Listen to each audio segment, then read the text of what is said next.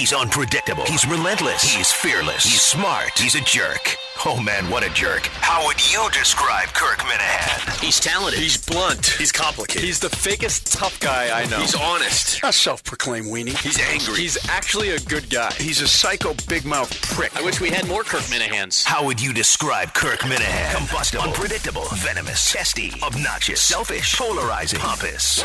Enough about me. Let's get to the show. It's Kirk Minahan's Enough About Me. Curt Schilling is probably the greatest postseason pitcher in the history of baseball. He now works at ESPN, and he's probably as divisive an athlete and personality as we've had in Boston in the last 25 years. He actually, in fact, would have been a natural for my business, Sports Talk Radio, and he almost joined us at EI a couple of years ago. I want to say it was like 2 or 3 years ago. I'm getting ready to do Comcast that night. Television. That's before they fired me. I was getting ready to do Comcast on TV, and I got a text from Rob Bradford, who's a real good friend of mine. You know him well. And he said, I am about to go over to Curt Schilling's house with Jeff Brown, who is formerly a VP here, probably the most reviled figure in the history of the station, if you ask people. And we're going to make a pitch to Schilling to be the 2 to 6 host in the afternoon. True or false? True. And what happened? Walk me through that day. They came over. I was trying to decide what I was going to do. I was negotiating with ESPN at the time, but I wanted to be able to talk to people and converse about other stuff. Right. Wasn't an option at ESPN, and so they came over and made a pitch. And then when we started to talk about the financials, they're like, here's what we can offer. And I'm like, okay, this is probably the end of the conversation. It was a bad offer? It wasn't even remotely in the ballpark. What were you expecting? That's the thing is you came from ESPN, you came from playing baseball. It's a different world, right? Oh, yeah. No, it is very. But I also know there's a reason everybody in this, it seems in this business, is very secretive about salaries. That's true. There's a reason. Because there are three guys in the studio. One guy's making $2.6 million. The other guy's making $250,000. Correct. And they don't know it. Right.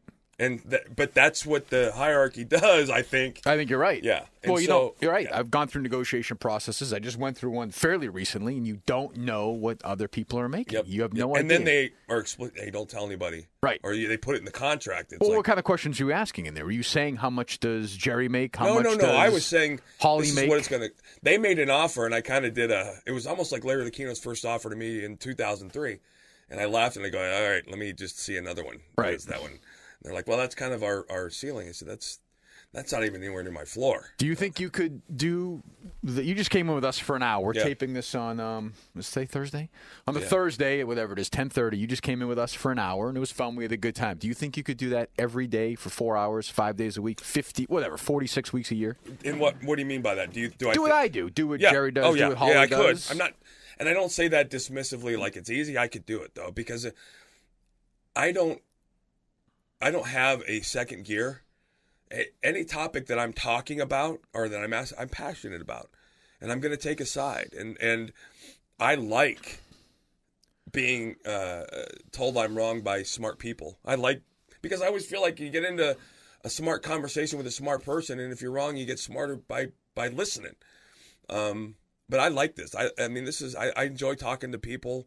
I enjoy making people understand that, other than throwing a ball really hard, very precisely, there's not a whole lot different for me than anybody else. Did you think at the time, I mean, was that a negotiation thing, or if they given you the money you wanted? Am I going to say 3 years ago? Does that sound about right? It's whatever it was? Right before my ESPN deal, yeah. Would you have taken it if they gave you the money you wanted? Oh, yeah. And you would have done this, and it would have been, what, with Holly?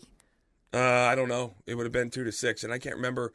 Salk was there then. I think Glenn was here still. No, Glenn was gone. This was during the Salk thing. This is when they were getting rid of Salk. Yeah, that's right. I mean, you wouldn't have worked with him, obviously, but you would have worked with Holly. Yeah, I think for a little bit. Yeah. Would you want to do it now? Today? I don't know. What's your current contractual situation? Here, Have you been fired yet? No, I'm with ESPN through 2017. All right. So as of now. Right. I love talking baseball. I feel like of all the things that I talk about, the one thing I feel like I know better than anybody on the planet is pitching. And it's something I'm comfortable talking about, something I can talk to the depth and detail that very few people can. And I think I can do it in a way that educates people that don't know the sport that well. But, and you did it with us today, and you did it on Kansas City radio last week. I get the sense, though, that you want to do more. I do. Just talking baseball, Yeah, I'm not going to say bores you, but there's times where you say, you know what, I want to do more. Well, And being at ESPN, obviously, that's not going to allow you that opportunity. No, the thing about ESPN that's so attractive is the people I work with are some of the greatest people in the world. Right. I love the athletes I work with. I love the hosts I work with. I love because they asked me to do the one thing I think I know how to do. But being at where I am in life and realizing what I believe to be where we are as a nation, I think we've gotten where we've gotten in a lot of ways because of people that are afraid to speak. I think standing by idly and watching things happen has led to this. And I've never been one to stand idly by, and I have opinions, and it's amazing to me the amount of people that think, it's just stick to baseball. You're a jock. I mean, like playing baseball disavows me from an intelligent conversation, apparently, to a lot of people. Right. So, disqualifies you from yeah. that. Yeah, I can understand why you would think then. There's no doubt that there is that crowd that does it. But I do think that when you do these things, you're going to set some people off. I mean, I think you take some satisfaction from that. I know I do. No, but and I don't know how to say this any other way. I don't understand why my opinion has become such a big deal to people. I mean, because you're a high profile guy. But I'm saying, why did you endorse McCain? Because he was a dear friend and somebody I trusted. But did you think that your endorsement might help you? You didn't think it would sway one vote? Yes. So it's the same thing. Right. No. So I know, you're but okay I'm with saying it when it helps your cause. But maybe it's naive in a sense. But this last incident in Kansas City with Rex Hudler, former teammate of mine, that was an hour show. Right. And I thought we had a blast. We talked about baseball. We talked about old times. We talked about being teammates and stories. And there was about 3 minutes in the end that was a discussion around, Trump and Clinton and politics. And I didn't think anything of, and I don't. But who else at ESPN is going to answer that question? But here's the thing, though, Kirk. These people are all yelling, you're an idiot. What the hell do you know?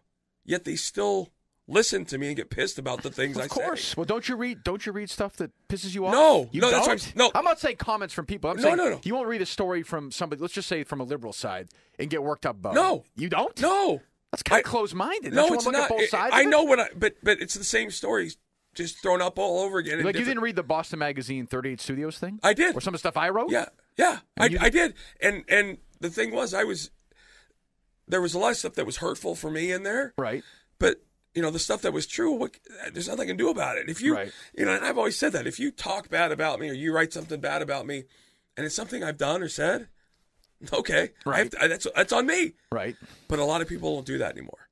Well, the meme on Twitter, right? And then this last week, I thought initially the meme on Twitter that got thrown around, people left the only word that mattered in the entire tweet out. Radical. Extremist. No, extremist. Right. Because there is no story if you include that word. Correct. Just like you leaving out if she did this or if she's found guilty.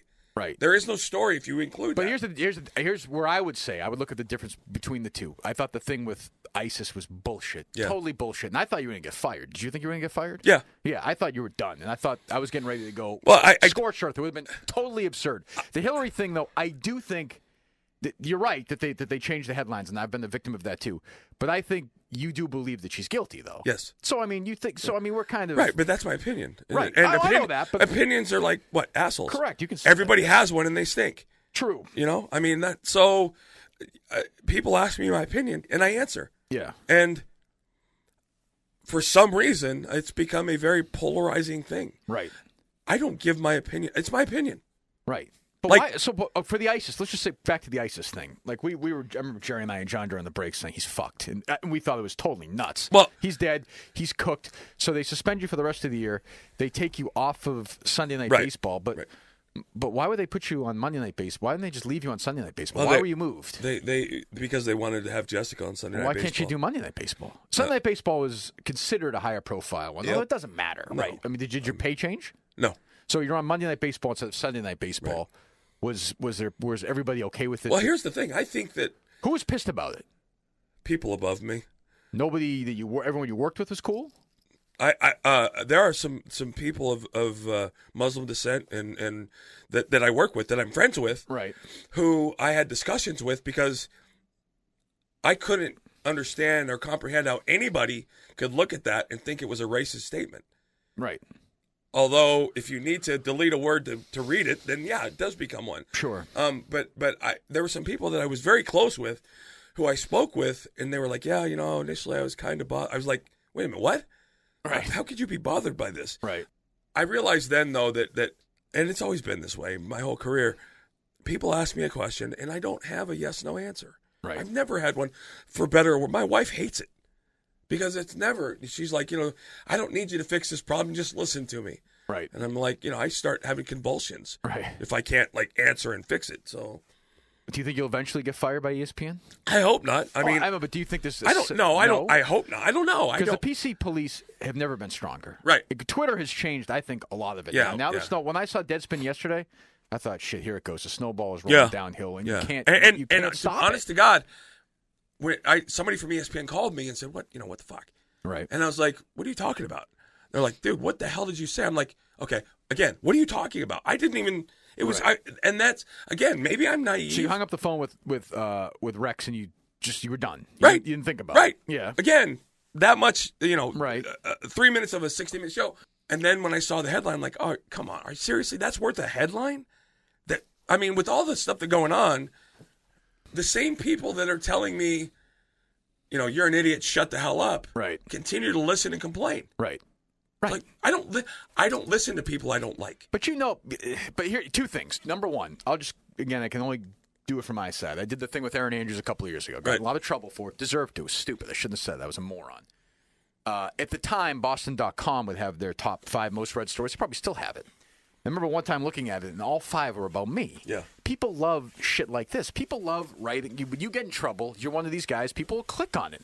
If there's some story about you and memorabilia, Nazi memorabilia, people are going to click on it. That story. That was another one. A lady from Boston Globe called me about Hillary Sargent, my World War II collection. Right. She called it a Nazi memorabilia. I said, right. Hold on a second. Right. It's a World War II collection. I have stuff from every nationality, every country that fought in the war. It's a fascinating thing. I think it's something very important that we should never allow a generation to forget. But then it turns into Curt Schilling's Nazi memorabilia story. No, I get it. Yeah. And then it's identified, and you can sit here and we can say this, and you're right, but it doesn't matter. Right. It's over. You can't Which put is in context. why I don't get worked up about stuff beyond that, because I can't. Well, you go on these crazy Facebook posts and these 38 WordPress. You would get worked up about stuff, right? But I put it in a format either on my Facebook page, which is private, right? You have to befriend me, or I put it on my blog where you have to go look, right? And you have to want to, and I don't. That's the thing. I don't do that. I don't seek out people I disagree with, and I don't seek out content that they create. Right. It's a waste of my time. Right. And so I don't understand people that do that. To the extent that people are doing it. Well, I do it sometimes. I enjoy the confrontation. It doesn't. That's fine. Yeah. And I'm not criticizing it. No, what I'm okay. saying is, I don't get the allure. What is your take now? You're removed. I don't know how many years ago did 38 Studios close? 5? It seems like decades 50? ago. Yeah. My take at the time, and you can tell me why I'm wrong. We can argue about it. It was hard for me to reconcile Curt Schilling, who is anti-government, wants less and less government in his life, which you say is true, is right. I want a smaller government. You want a smaller government? Right. So do I. I'm a registered libertarian. Right. And then you go and you take money from Rhode Island. The company fails. The company fails, and then you leave. You leave the taxpayers holding the bag. Right. Well, first of all, that's all bullshit. Okay. Well, But you took the deal, right? The state came to me, right, and said they wanted to create jobs in Rhode Island. Okay, this is Chafee. Right? No, not at the time. No, I'm sorry. Carcieri, right, and the EDC. Right. They wanted to create they had a jobs program that they were going to they could create legislation. You're in Maynard at the time. Yeah. Right. They could create legislation that would give us money, and that would help them grow their knowledge district is what they called it. Okay. I was probably about 25 million in at that point. Yes. I still had not found an outside investor, and I was going from the perspective of the more skin I have in the game, the more attractive this is going to become to an investor because, the whole too much to fail kind of thing. And then I realized, if the state buys in, this is never going to fail because the state's not going to let it fail, number one. And number two, the state's backing the company, so a VC is going to be comfortable doing that well. But let me stop you real quick. So the state second. issued a bond, Okay. an investment bond, Right. which there are billions of them out there. It's an investment. But tool. when you start saying, well, the government, the state's not going to let this fail. The government's not going to let this, but they fail all the time. No, I know, but that I think is in direct contrast with your philosophy. Usually, wouldn't you say? Well, no, hold on. But You understand what I'm saying? Yeah, no, yes and no. Okay. I understand, but I disagree in the sense that they offered an investment tool. They didn't give us money. Correct. They offered a moral obligation Right. to repay the bond if the company went bankrupt.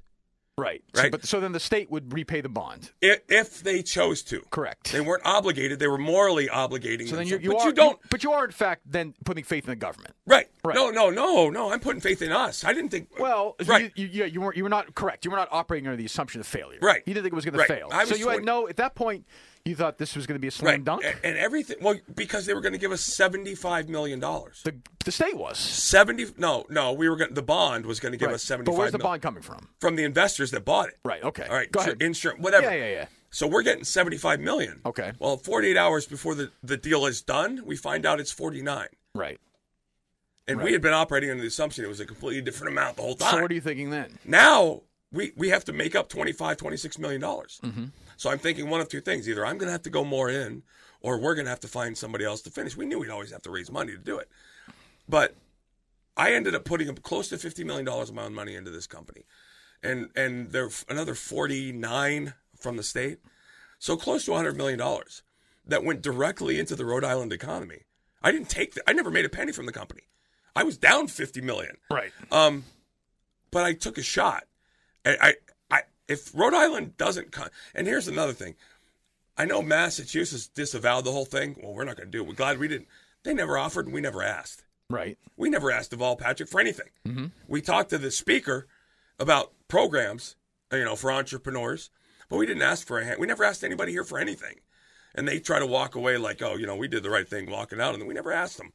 But if Rhode Island hasn't come to us, the business closes in Maynard. But the citizens of Rhode Island were hit with basically about $112 million, right? It's out of their pocket.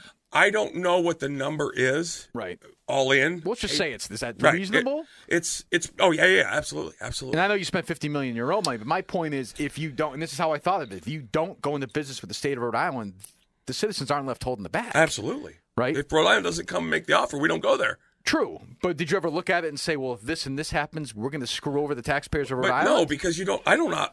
I think that's part of. I think that's part of the athletic mindset. Right. I'm not playing the game thinking about what if I lose. But did you surround yourself with people that were thinking like that? Well, yes. You contrary to popular belief, we had a lot of really smart. We had an unbelievable team. Everybody knew the ramifications, but that was so far because again, we're building budgets and operating under the assumption that we're getting $75 million, which takes us to the end. We don't have to raise money anymore. Right. So we don't have to spend time and resources running around the world trying to get investors. We focus on the product and we get the product done. And you were broke when it was done. No. Me personally? Yeah. No. You were not. No. Because there was those reports. No, you read that. The thing about it was people want to argue about the fact that it was a loan. It wasn't a loan. Okay, there's nothing about it. This is where we get into. This is right. where the debate. I guess. Right, it's a bond. The crux of it's a bond. A bond is not a loan. A bond is an investment tool. Okay, I took out loans in the last probably 6 to 12 months for the company and signed my name to them. I'm still paying those back. Right. I was advised to just file Chapter 11, get rid of it all, and get rid of debt. And my comeback was, I put my name on these documents. I gave these people my word. And so that's how I never signed. I don't know how much, if any. I'm not absolving myself. I'm the number one reason the company failed. Mm-hmm. My failure to raise money, outside money, is. And Rhode Island taxpayers have every right to be pissed because they've never, ever been given close to the story about what happened. And with all the bullshit litigation still going on, I'm going to sit down when this is over with somebody down there on a radio station and take calls until they're done. Well, we're on in Providence. We're number one in Providence. Yeah, You but come I on mean, with us. I will do that Well- just because. First of all, they all deserve Right. it. My employees deserve. The way it ended was so opposite of the way it ran. But the citizen, we can debate whether it's you, whether it's government, whether it's both, whether it's neither. They got fucked. Yeah, absolutely. I mean, they got left. absolutely. They got screwed. And your thing is that you just never thought there was a possibility because you were too competitive. That's not No. that's not going to be a great spin for them. No. I'm just telling I'm not you that. talking about speed. But if you go on there and say, "Well, I never thought of a failing because that's the way I was," No. when I was a pitcher," they're gonna say, well, But so again, what? when we made the deal, we didn't have there. Whether we were going to be a success was based around the game Right. because we were finishing the game with the money they were giving us. Again, within less than a week before the deal is done, they sit down and tell us, "Okay, here's what's happening.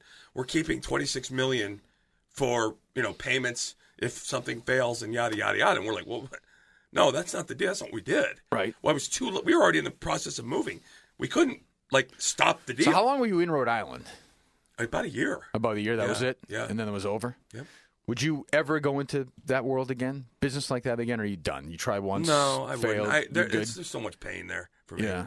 That'll be one I take to my grave because I had built. The object was to build some, and that's the thing. What we were building was going to be, and was at the time, so vastly different than anything else that existed from a company perspective. We had 4% turnover in an industry where the norm is 60 to 70, because it sounds like Michael Scott in The Office, but it was a very family-oriented thing. And that's why the end was so unbelievably painful, because I hurt people that I deeply cared about, and I was as emotionally invested as I was financially. But then when you realize that, the second runner-up to this was Lincoln Chafee and the administration, now it's starting to come out that they did everything in their power to make sure this went the way it went. But you turned down you were given a subpoena, it didn't go, right? Was this recently? No, I haven't been given anything. You have no subpoena yet? Nothing? So you'll go, you'll testify, you'll answer any questions they ask I haven't you, been right? served one. Yeah. So when I wrote a column about that, I started with a quote that you had. This is February 2011. I think there can be no question that it falls on us, the individuals, to find a way out of our own personal crisis. That's you talking about economics. Right. Would you at least acknowledge that that's a little inconsistent with what you did after that? Do you understand why? Well, absolutely. Yeah. No. And I think when my you're, I think 50 when you're, million and I was- think when you're a big right, no question. But I think when you're a big voice, and you are, and you Yeah. were back then, the actions I think have to. I don't have follow a that. problem with that. I absolutely don't have. I don't look. I didn't take a loan. Right. I didn't. That I can't. I don't know how else to explain that. That's not a loan. Was there a Bonds point have- where your wife or other people, friends, family said, "Listen, you're spending Oh my God. $50 fucking million I went here." through. I mean, think of the years you pitched, all the shit I you went went through a lot of that. Every time I put more money in. When did it feel like? When did you start saying, "This is a complete fucking waste of my time"? Like I am spending. when it failed. Not during the process. You No, think I'm no, burning God. money here? We weren't. But With, that was 3 payroll. months ago. It was I payroll. understand, but did you? But when you said, "We're not going to win here. We're not going to come No, back from because this." it went from, and this is one of the hard things to explain. It went from Thursday, we're making payroll on Friday, to Friday. Oh my God, we might not make payroll because we were working with the tax credits in Rhode Island, and the governor got involved Right. and said we're not going to give them to you. And first of all, he has no say in that anyway. Right. But I was like, okay, hold on. And then over the next 24 hours, things happened that realized that they were motivating and pushing this to go off the cliff. And then that's when I was like, oh my God, this is actually going to go under. And it was probably a low point in my life. I mean, there was a 72 to 96 hour window where I was just, I couldn't believe it. Right. I couldn't believe, and it wasn't the money. I mean, obviously, when you look at it, it ends up being the money at the end. But we had built something that was I think the people there would tell you. I mean, I'm sure some of them have said that were upset, but there was 300 people in this company, and they worked almost 2 weeks without pay, and very few, if any of them, ever came out and said, "MF me," Right. because we did have something, but the way it ended was tragic. It's funny though. I'll tweet something out about you or about evolving you. We talk about you on the radio, and you can see the difference in opinion whether it comes from a 781 number or I guess it's 401, right? Yep. Is that what it is? It's not all of them, but most of them. But again, I understand it. Screw him. But they were left F in the him. dark.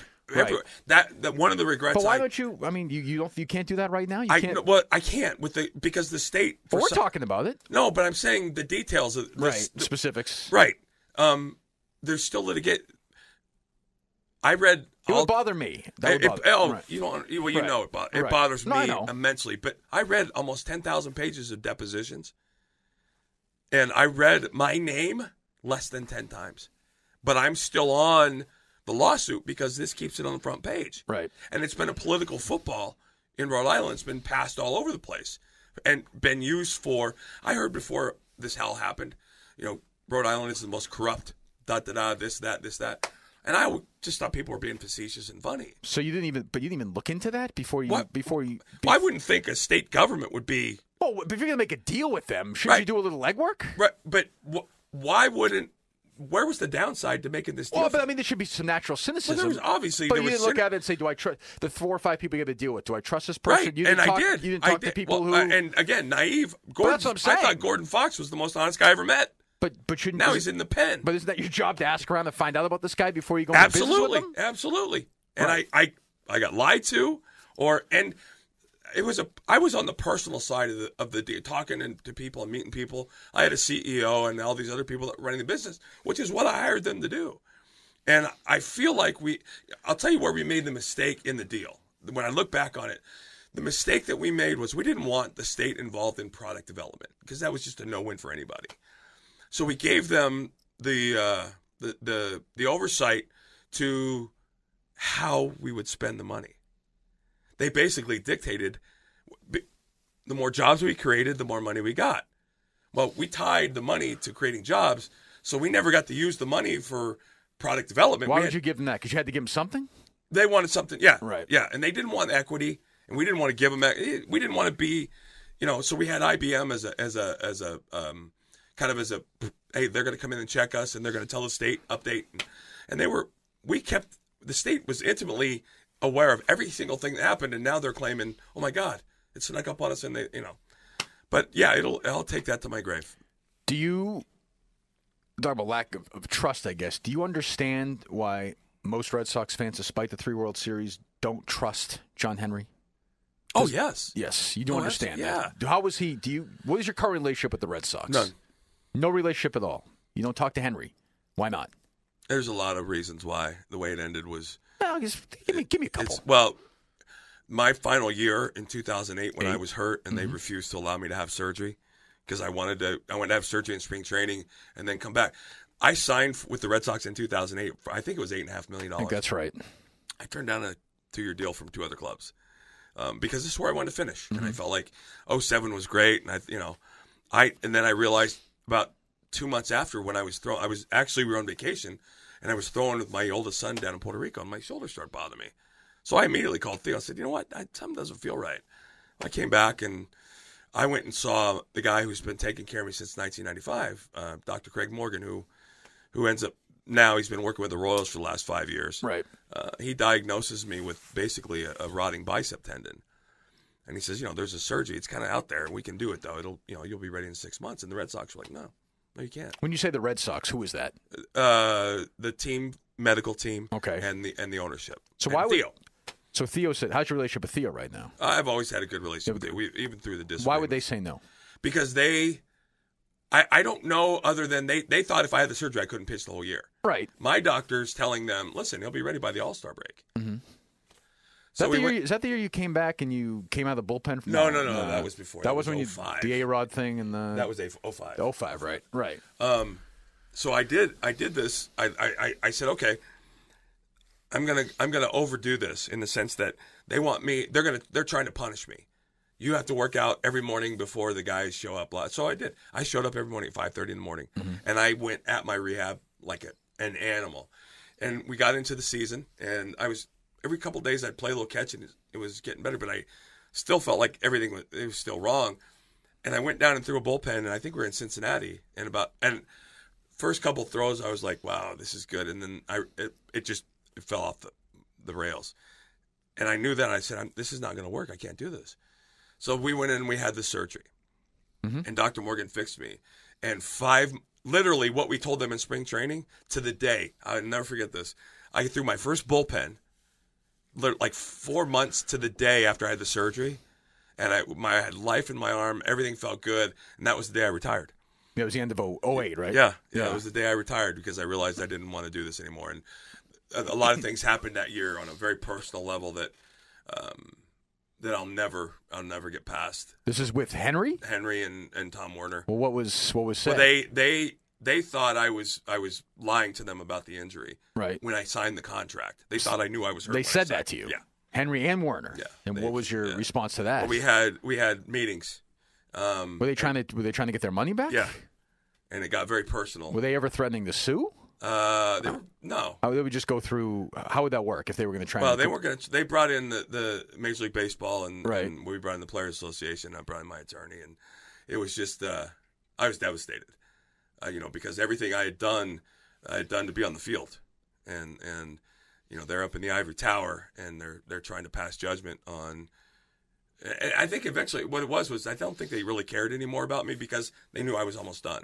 And this was the spring training when I was, as a player rep, I negotiated the Japan trip in 2008 from a player's perspective. We got all the coaching staff completely paid, and this was like double their salary. So this was a huge deal to them. Right. And I found out the last day of spring training the coaches weren't being paid. So I went to Tito and I called Theo down. I said, listen, I just found out the coaches are not being paid. We're not going to take the field until this is fixed. And I remember Theo like smirking a little bit, like he knew what was going to happen. This is going to become a Larry issue? Or this was going to become a top level to player issue. And who handles that up top? So he runs away. Right. And players have already agreed to this. And people are like, and so you're not getting on the plane? We're not going to the field. Right. We're not going to play the game. Right. And so the coaches are like, you're already in Japan. No, we're in Fort Myers. Right. And we're getting on the plane to go to Japan. Right. So you're saying start we're not the going. season. Right. We're not going. We're not going. So the coaches are like, literally almost in tears, appreciative of the fact that we're doing this. Right. So what were they going to give them? Meal money or they were just going to give them meal? They weren't going to give per them diem? Just per diem. Right. And it was a fucking shame. Right. So, and I'm hurt at the time. So I'm sitting in my locker. And Larry comes down and starts the lecture. You guys can't do this. This is fucking bullshit. You have to go out in the field. And I said, Larry, we negotiated a deal in front of the whole team. He turns on. He goes, "You're a fucking liar!" And starts screaming at me. I'm like, okay, you can yell all you want, but I'm not. Was this the first time you had that kind of conversation? Oh yeah, with Keno? yeah. I've known Larry since 1988. Right. So I'm like, oh, okay, this is getting real now. Right. So he got mad and he figured he was going to scream at us. So and the meeting ended. And I said, okay, we're still not going on the field. So it ended up getting rectified at the end. The coaches got paid. Right. And then they tried to keep me back off the trip. Oh, did you want to go on the trip? I did want to go on the trip. Really? Well, I had two purposes. Number one, because I was rehabbing. Number two, from a business perspective, I was going to be able to have meetings in Japan with potential investors overseas. So it was going to be perfect. Right. So at the last minute, one of the weasels in the organization comes over and he's like, "Yeah, I don't want you to go on the trip." And I'm like, "I don't give a shit." Who's that? He was one of the medical staff that was here. And he's like, "Yeah, I don't want you to go." Blah blah blah. And I knew he was full of shit. Right. Right. And I'm like, I'm going. Right. He's like, no. And I said, Tito, listen, they're fucking around. And I ended up going. And there is just, I knew then it was going to die a fiery death, this whole relationship. So like today, when did you get in the Hall of Fame, the Red Sox Hall of Fame? 2 years ago? Yeah. Whatever it was. So when that happens and you get in there and you see Henry at these events or Werner, Lucchino, is it cordial at all? No. No conversation. That must upset you a little bit. No. I mean, given what you did for them, I know. Listen, all the checks cleared from your end too. But they paid you, and I didn't do it for them. I did it for the guys. But I understand. Right. But they've won World Series. They've made money off it. You're part of it, and as were 5 million other guys. So you walk in there. If Henry were to walk in here right now, you just wouldn't talk to each other. We wouldn't. No, he would have nothing to say. Did you ever have a relationship with him anyway? I thought I had a very close relationship with all three. Really? Absolutely. And then it was just like that? Yeah. That meeting we had in 08. When we got together with player rep and they said things in that meeting that made me realize that they never gave a shit about me. What did they say? They called me a liar. Right. They thought that I was lying to get my contract. Right. But that's different than yes, but that's different than but what makes you think then they never gave it? Because they might have legitimately thought you were lying. The things that I did from an injury perspective, right? I did for the teammates in the organization. Well, I mean, it is obviously we both know you've told me off the air that was painted, that there wasn't real blood in Yankee Stadium. No, but I mean, you're kind of, if anything, we can disagree on a million things. If anything, I don't think the one thing that you can't be criticized for is pitching through pain. Yeah. I mean, you could say whatever you want about you. You're a bombastic. You're an asshole. Yeah, but that's the one thing that I don't think. Right, but I would think that Henry and Warner and Lucchino would have to say we have to give him this. If he's complaining about this, there must be at least some truth to it. Yeah, they didn't believe me, and the challenge for me was, in a sense, I'm an idealist. A man is only as good as his word, and so the thought that they might think I was lying was like bowled me over. Right. Because I was taking pain meds all through this time, from 2004 till I retired, whatever I needed, whenever I needed it. Excuse me. And sure. I knew why, because I wanted to pitch, and they wanted me to pitch. Right. Well, when I was done, they were done. Yeah, but they're not like. Do you think they're not going to be like that with Ortiz? No. They're not like that with Pedro. They're not like that with Varitek. No. I mean, I was just down there last week. I see it all the time. Yep. Why is it different with you? I don't know. You must have a theory. No, I mean, is it political? Think about.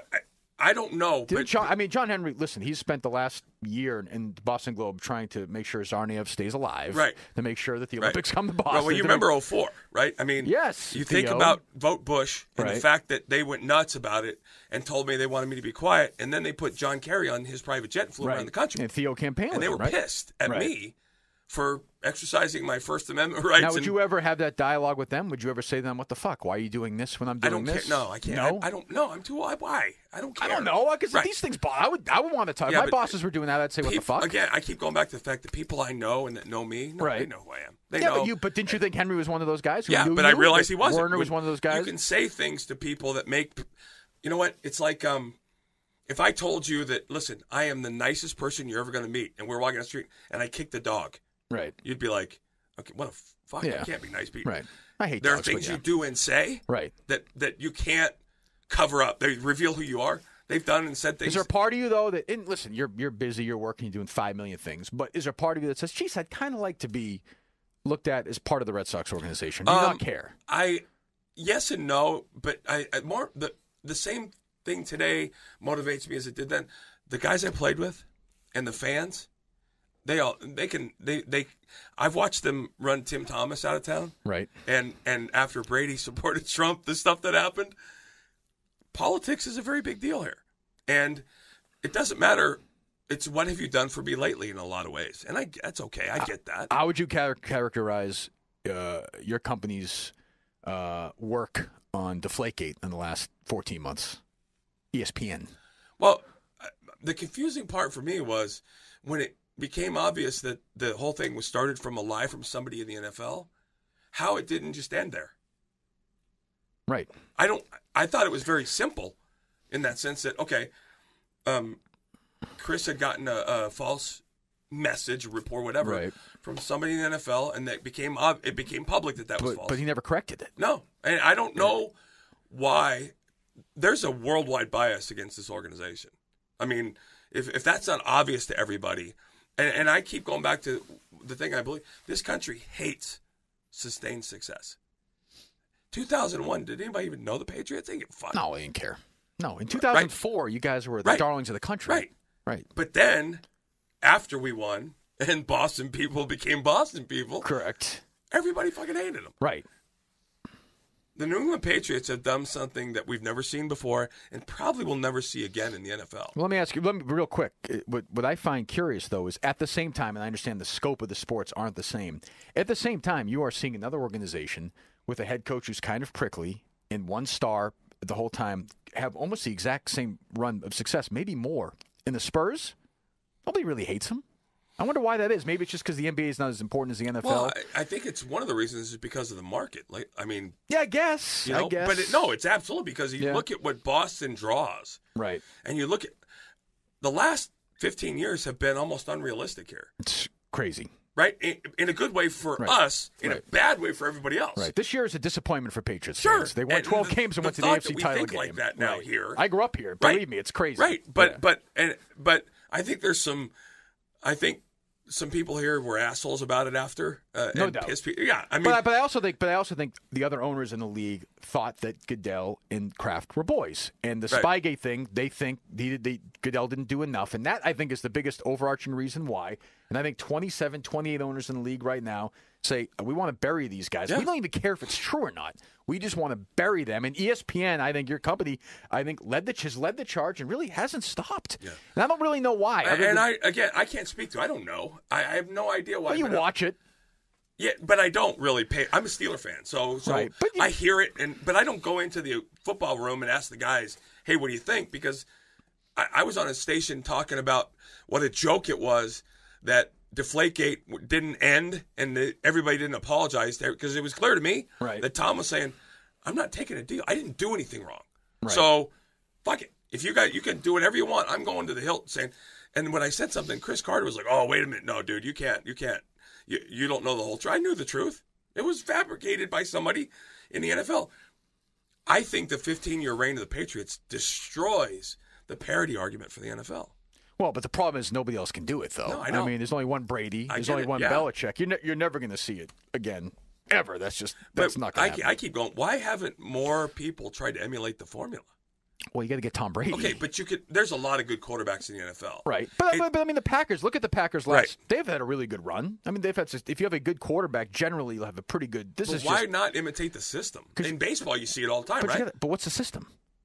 What is it? I can explain it's to some extent. exploiting the slot receiver very much, right? Right, that's part of it. But I can explain what the Royals are doing, kind of. I can explain what the Spurs are doing, kind of. Yeah, but see, Belichick is different. Brady's different. Okay, so what would you say the scouting report is on LeGarrette Blount before he got hurt? Is he a the number one back? No. Okay, Corey Dillon when he came here. Yeah. Well, he ran for 1,600 yards. Right. Antoine Smith and they went through a million of them. This system makes studs out of players that aren't. Right, but I would say to you, I'm trying to think of a guy, Mark Bulger. He was a good quarterback, right? Above average quarterback. If he was the Patriots, if they picked him in 2000, we wouldn't be having this conversation. Wouldn't matter. It always starts and ends with the quarterback. Right, and Brady's the best ever at it. Yeah, but baseball, everybody's trying to build a bullpen now because the Royals have shown. The Royals, yeah. Yeah, and that's trendy. Right. And in football, it's always on the defensive side. You see the Bears doing what they did in the 80s and the 90s and stuff. No one's done what the Patriots have done in 15 years.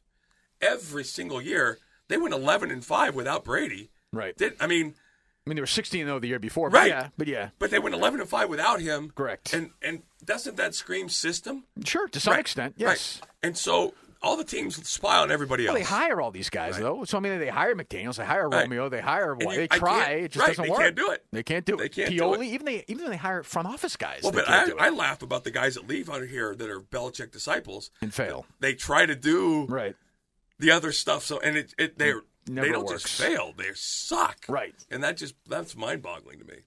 What do you think you'll be doing in 5 years?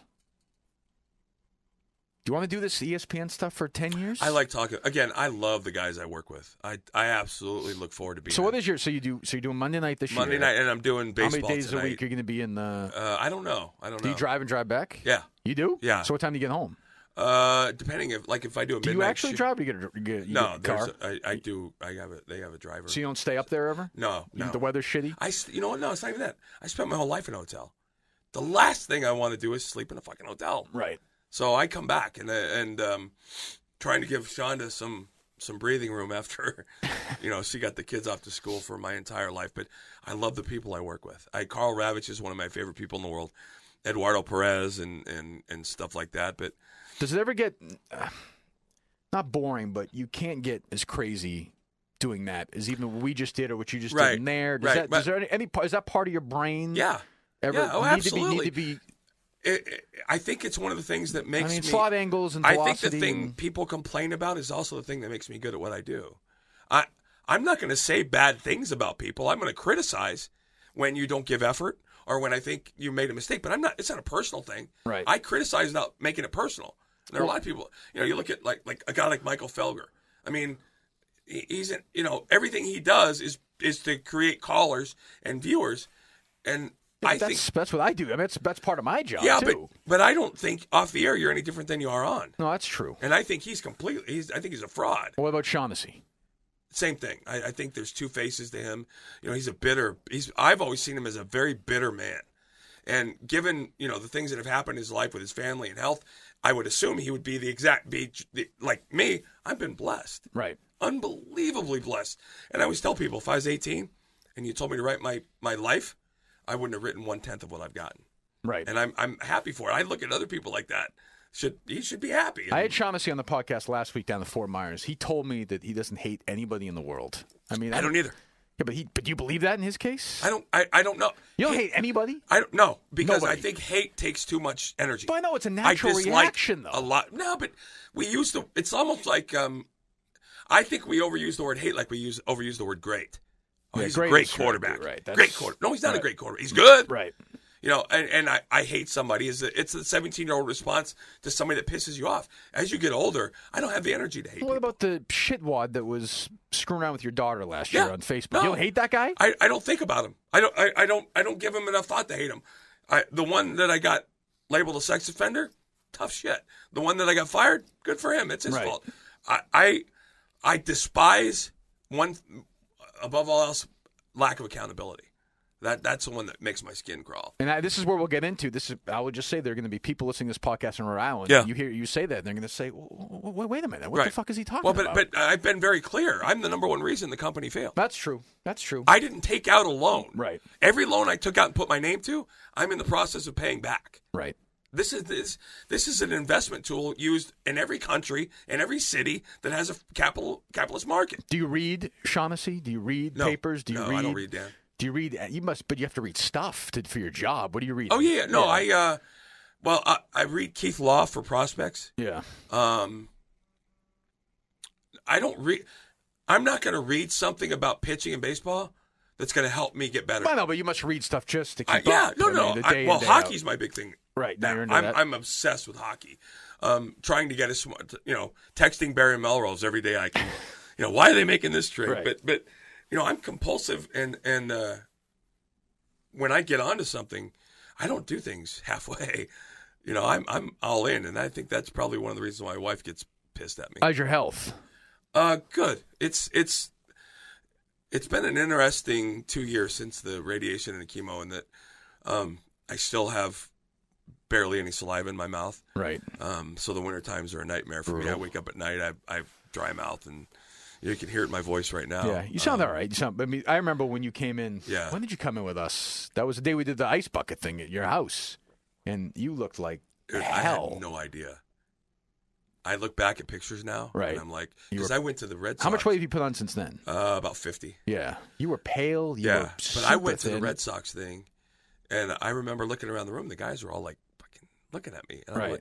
a couple months later, I ran into most of them. They're like, I didn't think I'd ever see you again. I swear I said the same thing to Jerry. We walked out of there in the Yeah. little cul-de-sac Yeah. around your, or whatever is right. I said, this poor bastard is going to be dead. Yeah. Did you Yeah. think that, or were you just so? No, you know what? I had a talk with my wife. I'm in a really good place with my faith.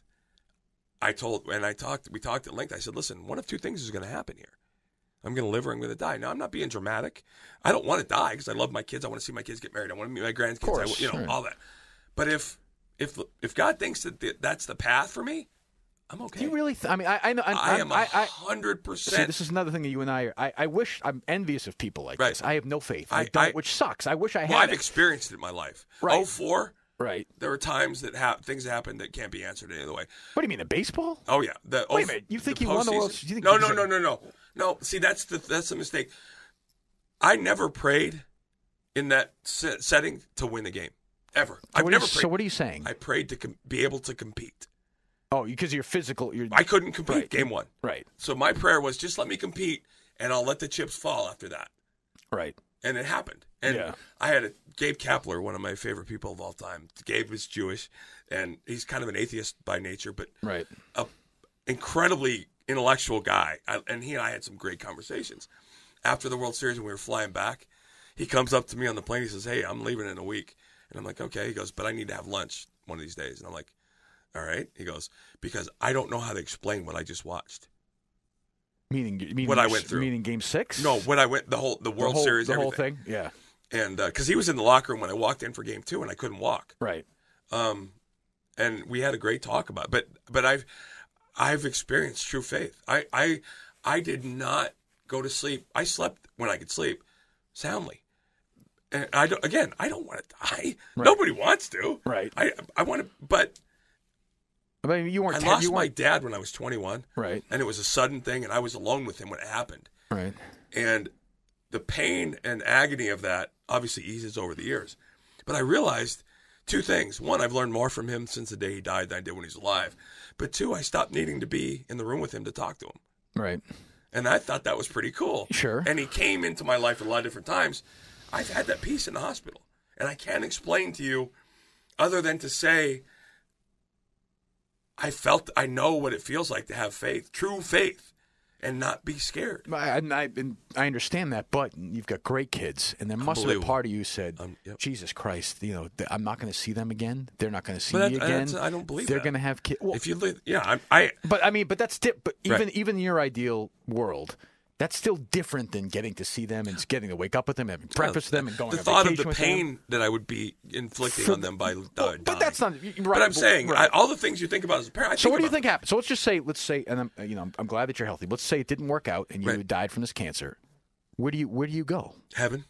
Your body, your spirit leaves your body and floats up to the sky. I don't know where it goes. Well, what is your? I don't have an answer. I'm not. What is heaven? We're not supposed. Heaven is not the I'm studio. I can totally tell you comfortable in the fact that I don't know. I think we've gotten to a place, and I know we've gotten to a place for a lot of people where it is, if I can't prove it, it can't happen. Faith is the belief in things sight unseen. Correct. Right? And so if Jesus showed himself to you in this room right now, it would take no faith to believe in him, right? If Jesus Christ came in here? Right. Yes. If I said, God, please turn this water into wine, and it turned into wine in front of you, it would take no faith for you to believe, I would right? then believe it. That's why faith is so hard. But you spend your whole life as a cynic, and I'm cynical. You spend your whole life as a cynic. That's okay. But then you can't. But then I can't just say, when I die, boy, then I guess I'm going somewhere else. No, I mean, the Bible is a personal relationship with God. When did you start believing this? I had always kind of believed in God. I gave my life over to God when I was 27. What does that mean? I was driving home Right. from a game in 1997, having the 97. year of So my life. You're in Philly. Right. That's a Year great of my life. Right. And I'm driving home, and I just read a book about the rapture, Mm-hmm. and I was, it was going through my head, and this thought came to my head was, what is this all for? What is this all? What's the end game? Am I living this life working with people that have ALS and being able to do all these other different things? To what end? To what mean? It's got to have purpose, right? I mean, this can't be random. But why? Why can't it be random? Because nothing we do, if you think about good and evil, why do they exist? If everything happened by chance, Right. then there would be no logical path to everything. Let me ask you something. Well, then why do 2-year-old kids get cancer and die? I think. I mean, why if there's a because God, why was there the Holocaust? Why was there 9/11? Okay, so listen. Those are all easy to answer, right? They are? It's very easy to answer. It's like the lady holding the baby in Africa that has died of thirst. Right. Right? A real God wouldn't do this. Mankind has the answer for every single thing you just said. Everything that's been done, man was given free will. So God is hands off. God, we have free will. I could pull out a gun and shoot you right now. I have free will, right? You actually could. Yeah, but I'm saying we make those choices. We can feed and clothe and home every person on the planet. So why doesn't God put? No. We could. It's not on it. Well, who created us? Well, there's a creator. You don't. So God creates us and He leaves us alone.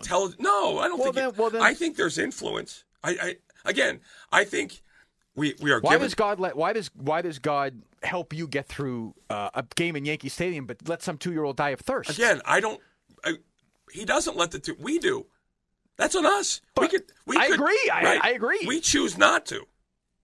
Yeah, but if God was this big caring figure, wouldn't He get in the way? Wouldn't Well, He be a little more hands-on? if you believe the Bible and you believe that heaven is far better than what we have, Right.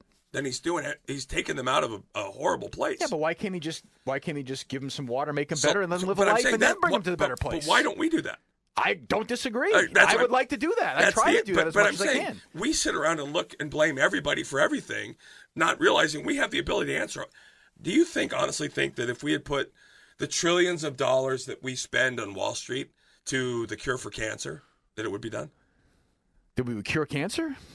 I don't know that. Right, but I'm saying- I mean, I would like to see Right, it. but where are our priorities? Our priorities, and I'm not I'm not saying you. I'm saying we. Me. Right. I'm included. Right. Right? Because I found out, the thing that I found out that totally blew me away, becoming a Christian is the opposite of what people that don't like Christians say it is. They think it's a holier than thou, you're perfect. It's the I'm guilty a of that. deeply flawed human being. Right. I'm not okay with that, but that's the way it is. Do you think if you didn't have your religion, you would have died? No. You don't No. think because you read these studies. No. Because I have Right. recently I've had more of this stuff going on in my family. You read these studies that if people believe, if they have faith, that it actually helps them. Do you think it helped you during the process? I think it helps. I think it's an individual thing. I think the Bible is your individual relation. I'm done listening to other people tell me what the Bible means, what God means to people. The Bible is your own little one-on-one. Do you go to one of these churches where like the Joel Osteen types are walking around and screaming and ranting and raving? No, and if somebody finds comfort and peace there, that's cool. Well, I'm just wondering. It's a normal. Do you go church. every week? No, you don't. No, and it's like I said, it's a personal journey for everybody, and it's one of the most amazing things. And what do you think about? There's so many things to think about, like NASA. They could send a spaceship from here 1,000 light years away. Right. How do they do that? How do they do it? Right. Well, they get a lot of smart people in a room and they Hold figure on it a out. second. There's billions of planets, stars, Right. and asteroids in the galaxy, right? Mm-hmm. How can they know where those things? They have to know where they're going to be at any given time to make this work. What is your point? The point is, everything is perfect Right. the way it should be. It's not. There's no accidents. The argument for intelligent design is mind-boggling. When you look at down to the cellular level, is it easier to believe that Jesus was the Son of God, or that a mosquito, an elephant, a giraffe, a mouse, a bat, a hummingbird? Well, it's not quite and that apes simplistic, but I know what came you're from saying. the same cell. I know what you're saying. Right. Yes. Right. What's easier to believe for you? I have trouble with both. Right. That's the right. thing. I mean, you're look, supposed to have trouble with believing Jesus was the Son of God. My big thing is, do you believe a man named Jesus lived? yes. Okay. So you believe a Jewish man named Jesus lived. Do you believe that? Do you believe of the things that he was a brilliantly wise? Do I think man? he walked on water? Right. No, I don't. No, I'm saying if you believe he lived, Right. what part of the Bible do you believe the apostles begin to lie? I don't know. It's a good question. Right. It's a good question. Right. And here's the thing for me. Right. I trust that intelligent people, after a conversation, won't walk away going that. They'll go, well, you know what? That's. I think both. That's what I I understand both sides. Yeah. Why the gun? Why the gun? What do you mean? Why? That's like Sean Connery. So he says to Kevin Costner in The Untouchables. Why the gun? I'm exercising my Second Amendment rights. Right, but what do you feel like this is a place we need to use Well, it? When no, are you going to use it? No, God, no. I don't. Hopefully, I'll never have to use it. How often do you go? Do you go to a range a lot? Yes. Do you find it? Is it like soothing to you? No. No. I want to make sure that if I ever have to use it, I don't kill somebody. When did you start packing? A long time ago. Really? Well, a couple years ago. Would you bring it with you when you were playing with the Red Sox on the plane? No. You can't do that? No. No? You could. I didn't. You didn't? We had armed security anyway. Yeah. You're always packing now? You distrustful? 27 people in Aurora, Colorado went to see Batman. The police officer walking down the street in Paris. Right. None of these people woke up thinking, oh, my God, I'm going to die today. The kids in Sandy Hook that went to school, the kids in Columbine, nobody. 402 school shootings since Columbine, 98,117 public schools. You know how people say 1 in a million chance, right? It's actually 1 in 217 that your school would be one of the public shootings, not 1 in a million. So if I gave you 1 million M&Ms and I put one with arsenic in it and put it in a bowl, would you let your kid reach in there? 1 in a million? Yeah. Would I let my kid reach in there? Yeah. Actually, I probably wouldn't. But I know what you're saying. Right. Yes. Okay. Right. Now, if I give you 217, Right. right? No. Right. So I would rather I would rather have it and never, ever need it than need it and not have it. And ultimately, I have 2 jobs as a father, to protect and to provide for my family. The world is a different place now. You look at those people in San Bernardino. They were working with these people for a lengthy period of time. The people dropped their baby off at the grandma's, went to work and shot everybody. Going on a killing spree. You don't know, and we don't know where, when, and how it is. You have just identified basically encapsulated why people are voting for Trump in a weird way. That voice, that fear, that anger is why I think people are rallying around Trump. I don't walk around afraid. I don't walk around. But you understand what I'm saying, right? No, but I'm saying I've come to realize that the world that we live in now is a very different world than the one I grew up in. Now, I can not like it, I can be mad at it, but I still live in a country that sends its men and women around the world to help other people. Now, you can argue about the conflicts in military and war and all those things you want to do, but the fact of the matter is nobody else is burying their soldiers on our soil. Now, that doesn't make it okay. That's a tragic thing. And you know, the thing that burned me about McCain a couple years back was people called him a warmonger. And if you talk to, I've been to the Middle East a couple times on tours in Afghanistan and all over. The people that serve and that fight are the most anti-war people on the planet. They've seen it. They know what it is. Right. But they also know that a lot of times war becomes the only option when politics fail. I don't trust we're safe here anymore. And when you start having police officers say, I'd much rather you have a gun in your hand than 911 on the phone. You know, I come from a family that served, and my dad was a sheriff. My brother-in-law was a police officer. I'm not going to be in this movie theater and my family's life in jeopardy and not be able to do something about it. How close are you to running for Senate, running for that seat? You know what? I got a call from the Republican Party. I was contemplating it, but my family gave their entire life away for baseball. Right. I miss so much. And I would argue, I don't do anything if I don't try and plan on being the best in the world at it.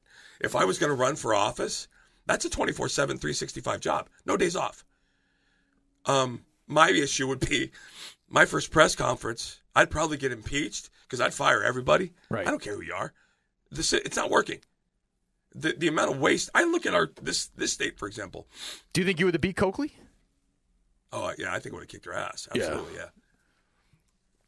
When you look, I drive around the state. How many tolls do you drive through here? Oh, I mean, yeah, forget it. Think of the hundreds of billions of dollars, the lotteries. Right.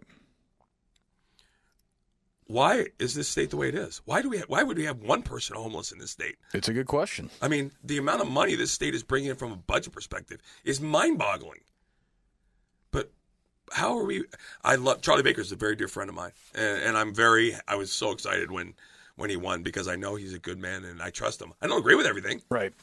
But I trust him, and that's ultimately. You would have beat Coakley, I think, but I think the same thing would have happened to you that happened to Brown. You would have lost 6 years later because Massachusetts just wasn't going to reelect you. That's not the way the state works. Yeah, I don't know. A liberal Elizabeth Warren would have run against you. Oh my God, Massachusetts. This is the world we live in. They like Elizabeth Warren. Yeah. Hillary Clinton is going to win this state again, whether it's against Trump or Rubio or Cruz or whomever, by 35 points. No, it's just the way it is. No. 40,000 people switched. Yeah, we'll see. That's the thing that I like. That is crazy. But so you're going to come over at some point. You'll be tweeting and writing and you'll be supporting Trump. That's going to happen in 2 or 3 months. Well, I don't. Yeah, if he's the nominee, if he's the nominee, I would imagine that would be where I would support. But I got to reiterate this. People don't understand this. I think there's absolute. Everybody's absolute. Right. I've never agreed with everything any candidate ever. No, of course not. But people are looking for that. Well, you're never going to get that. You're never going to get that. Never. I'll never forget this. The Bush family is very, very dear friends of ours, and they're some of the greatest human beings I've ever known. I was on Air Force One, in the Oval Office in Air Force One, flying to Ohio. And one of the things that bothered me about Bush Jr. 43, yeah. was his stance on stem cell research. Mm-hmm. The amount of work we'd done with ALS, knowing full well. So I sat down and I said, listen, I need to ask you a couple questions about this. This is something close to my heart. I'm very, very bothered by this. And he said, listen, as a Christian, I don't believe you take a life to save a life. He said, when somebody in the scientific world can prove to me that taking stem cells can be done without ending a life, I'll go. Right. I didn't agree with it, but I respected the answer. And that ultimately for me is what I want. I want to be able to trust somebody when the door's closed. That is the key, I think, that answer and the way he was, and I disagree with a million things he did. Yep. But that's why he beat Kerry, and that's why he beat Gore. You knew where he stood, whether you agree with it, whether you disagree with it, whether he was a fool, you knew what was going on. Yep. These guys were always chasing the pandering. They were always trying to do that. Yep. And that's, again, that's what's happening now. Trump's appeal. But that's why people are so disgusted now. Of course. Is that Donald is saying everything that everybody else wants to say, or they want their politicians to say. And I keep going back to the same thing. The Republicans are going to get him elected, trying not to.